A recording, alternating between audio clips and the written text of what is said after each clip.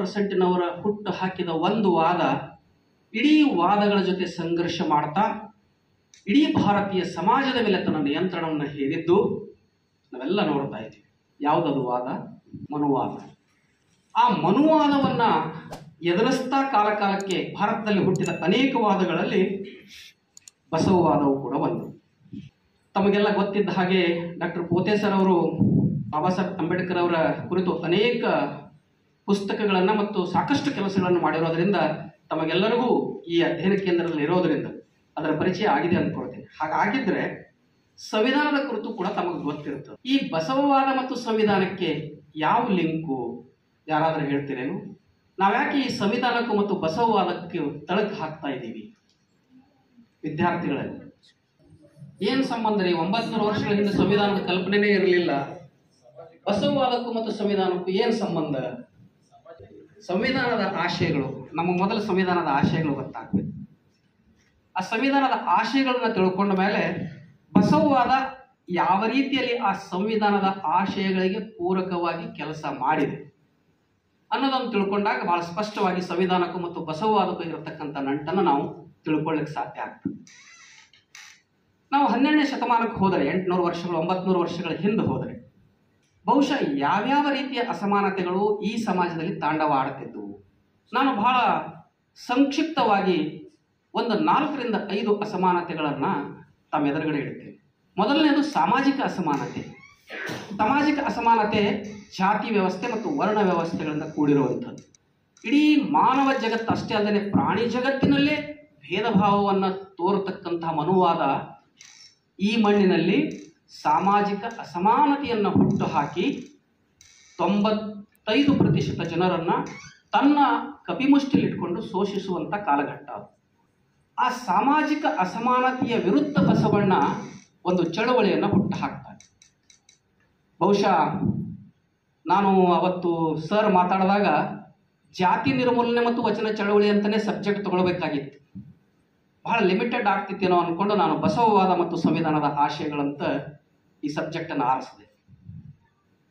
ಜಾತಿ ವ್ಯವಸ್ಥೆಯ ನೋವು ಬಹುಶಃ ಇವತ್ತಿಗೂ ತಮ್ಮೆಲ್ಲರಲ್ಲಿ ಯಾರಾದರೂ ಒಬ್ಬರಲ್ಲಿ ಆಗಿರ್ಲಿಕ್ಕೆ ಸಾಧ್ಯ ಇದೆ. ಇವತ್ತಿಗೂ ಅದು ಜೀವಂತ, ಅಷ್ಟೇ ಪ್ರಮಾಣದಲ್ಲಿ ಸಮಾಜದಲ್ಲಿ ಬೇರೂರಿದೆ. ಬಹುಶಃ ಭಾರತ ಅಂದರೆ ಜಾತಿ ವ್ಯವಸ್ಥೆ, ಅದಕ್ಕೂ ಬಹಳ ದೊಡ್ಡ ನಂಟು. ಅದು ಇಲ್ಲದೆ ಭಾರತದ ಅಸ್ತಿತ್ವ ಇಲ್ಲ ಅನ್ನುವಷ್ಟರ ಮಟ್ಟಿಗೆ ಜಾತಿ ವ್ಯವಸ್ಥೆ ಇಲ್ಲಿ ತಾಂಡವ ಆಡ್ತಿದೆ. ಅಂತ ಒಂದು ಸಂದರ್ಭದಲ್ಲಿ ಬಸವಣ್ಣ ಈ ಜಾತಿ ವ್ಯವಸ್ಥೆನ ನಿರ್ಮೂಲನೆ ಮಾಡಲು ಅನೇಕ ತಂತ್ರಗಳನ್ನು ಬಳಸ್ತಾರೆ. ಯಾರು ಜಾತಿ ವ್ಯವಸ್ಥೆಯನ್ನು ಹುಟ್ಟು ಹಾಕಿದ್ರೋ ಅದೇ ಮನೆಯಲ್ಲಿ ಹುಟ್ಟಿದವರು ಬಸವಣ್ಣನವರು. ನಾವು ಬಹಳ ಸೂಕ್ಷ್ಮವಾಗಿ ಅದನ್ನು ಗಮನಿಸಬೇಕಾಗ್ತದೆ.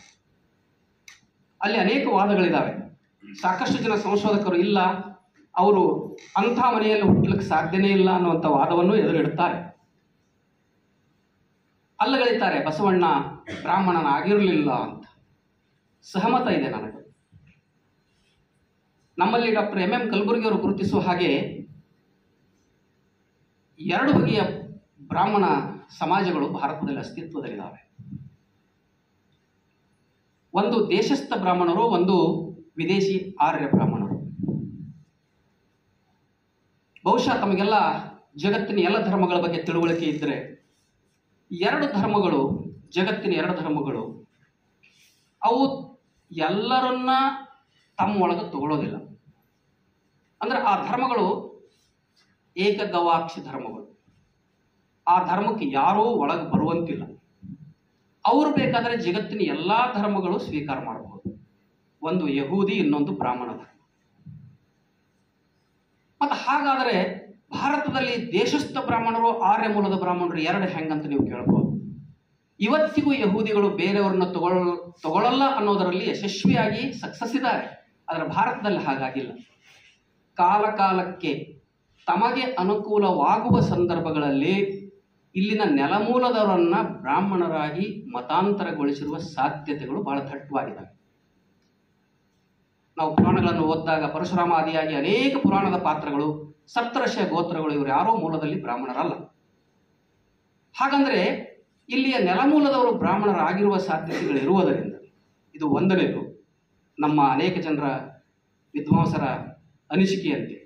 ಎರಡನೆಯದ್ದು ಆರ್ಯ ಮೂಲದ ಬ್ರಾಹ್ಮಣರಲ್ಲಿ ಕ್ರಾಂತಿಯ ವಂಶವಾಹಿನಿ ಇರೋದಿಲ್ಲ. ಕನ್ಕ್ಲೂಷನ್ಗೆ ಬರಬೇಕು ನೀವು. ಜನಹಿತದ ವಂಶವಾಹಿನಿ ಇರೋದಿಲ್ಲ. ಬಸವಣ್ಣನವರಲ್ಲಿ ಕ್ರಾಂತಿಯ ವಂಶವಾಹಿನಿನೂ ಇತ್ತು, ಜನಹಿತದ ವಂಶವಾಹಿನಿನೂ ಇತ್ತಂದ್ರೆ ಅವರು ಭಾರತೀಯ ಮೂಲದ ಮತಾಂತರಿ ಬ್ರಾಹ್ಮಣರು. ಇಷ್ಟು ಸಾಕು ಅನಿಸ್ತದೆ ನನಗೆ. ಅಂಥ ಒಂದು ಮನೆತನದಲ್ಲಿ ಹುಟ್ಟಿದ ಬಸವಣ್ಣ ತನ್ನ ಬಾಲ್ಯದಿಂದಲೇ ಈ ಸಾಮಾಜಿಕ ಅಸಮಾನತೆಗಳನ್ನು, ವೈದಿಕ ಧರ್ಮದ ವಿಕೃತಿಗಳನ್ನು ನೋಡಿಕೊಂಡು ಈ ಅಸಮಾನತೆಗಳ ವಿರುದ್ಧ ಒಂದು ಚಳವಳಿಯನ್ನು ಹುಟ್ಟು ಹಾಕಿದಾಗ ಈ ಸಾಮಾಜಿಕ ಅಸಮಾನತೆ ಹೊಡೆದು ಹಾಕುವ ಸಲುವಾಗಿ ಅವರು ಒಂದು ತಂತ್ರವನ್ನು ಬಳಸ್ತಾರೆ. ಬಹುಶಃ ನೀವು ನೋಡಿರ್ತೀರಿ, ಈ ಲಿಂಗಾಯತರು ಅನ್ನೋರೆಲ್ಲ ಕೊಳ್ಳಾಗ ಲಿಂಗ ಕಟ್ಕೊಂಡಿರ್ತಾರೆ. ಅದು ಇವತ್ತು ಒಂದು ಜಾತಿಯ ಸಂಕೇತವಾಗಿ ಮತ್ತು ಒಂದು ಪೂಜಾ ವಿಗ್ರಹ ಅಥವಾ ಒಂದು ಕುರುಹಾಗಿ ಲಾಂಛನವಾಗಿ ಜನಜನಿತವಾದಂಥದ್ದು. ಆದರೆ ಬಸವಣ್ಣ ಈ ಲಿಂಗದ ಪರಿಕಲ್ಪನೆ ತರುವುದರ ಹಿಂದೆ ಇದ್ದಂಥದ್ದೇನು ಅಂದರೆ, ಆವಾಗ ಇದ್ದಂಥ ಚಾತುರ್ವರ್ಣದಲ್ಲಿ ಧರ್ಮವನ್ನು ಆಚರಣೆ ಮಾಡುವ ಹಕ್ಕು ಉಳಿದ 2-3 ವರ್ಣದವರಿಗೆ ಮತ್ತು ಅಸ್ಪೃಶ್ಯರಿಗೆ ಇರಲಿಲ್ಲ. ನಾವೆಲ್ಲ ಧರ್ಮ ವಿಹೀನರಾಗಿ ಬಾಳುತ್ತಿದ್ವಿ. ಧಾರ್ಮಿಕ ಹಕ್ಕುಗಳು ನಮಗಿರಲಿಲ್ಲ. ಅಂಥ ಒಂದು ಸಂದರ್ಭದಲ್ಲಿ ಬಸವಣ್ಣ ನಿಮಗೂ ಧರ್ಮವನ್ನು ಆಚರಣೆ ಮಾಡುವ ಹಕ್ಕಿದೆ, ಅದಕ್ಕಾಗಿ ನೀವೆಲ್ಲರೂ ಲಿಂಗಧಾರಿಗಳಾಗಬೇಕು ಅಂತ ಎಲ್ಲ ಶೋಷಿತ ವರ್ಗಗಳಿಗೆ ಕೊರಳಲ್ಲಿ ಲಿಂಗವನ್ನು ಕಟ್ತಾರೆ.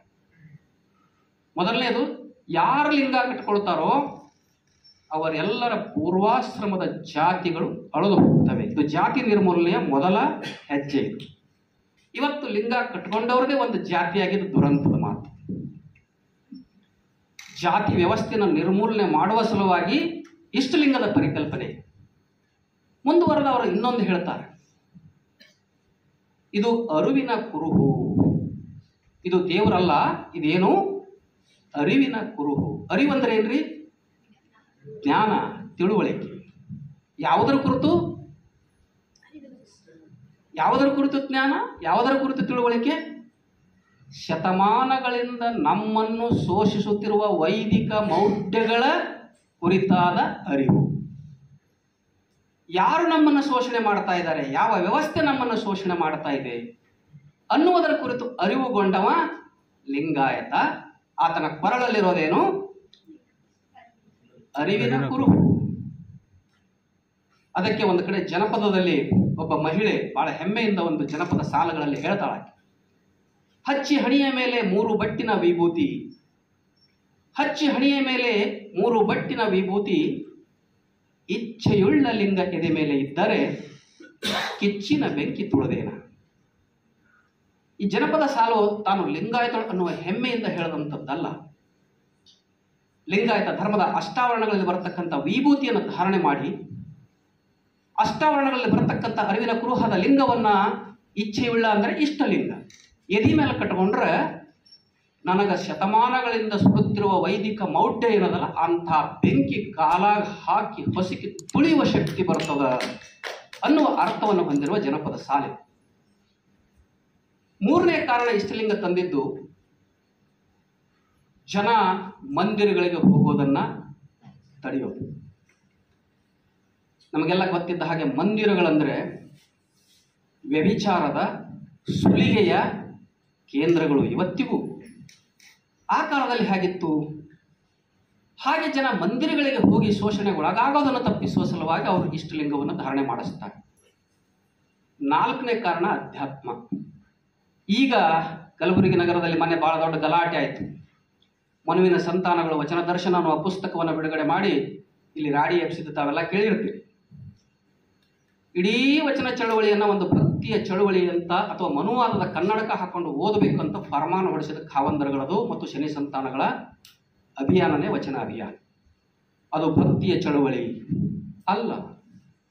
ನಾನು ಯಾಕೆ ಕೊನೆಯ ಪ್ರಯಾರಿಟಿ ಕೊಡ್ತಾ ಇದ್ದೇನೆ ಇಷ್ಟಲಿಂಗದಕ್ಕಂದ್ರೆ, ಹೌದು, ಭಕ್ತಿಯನ್ನು ಶರಣರು ಒಂದು ಆಕರ್ಷಕ ತಂತ್ರವಾಗಿ ಆ ಚಳವಳಿಯಲ್ಲಿ ಬಳಸ್ತಾರೆ.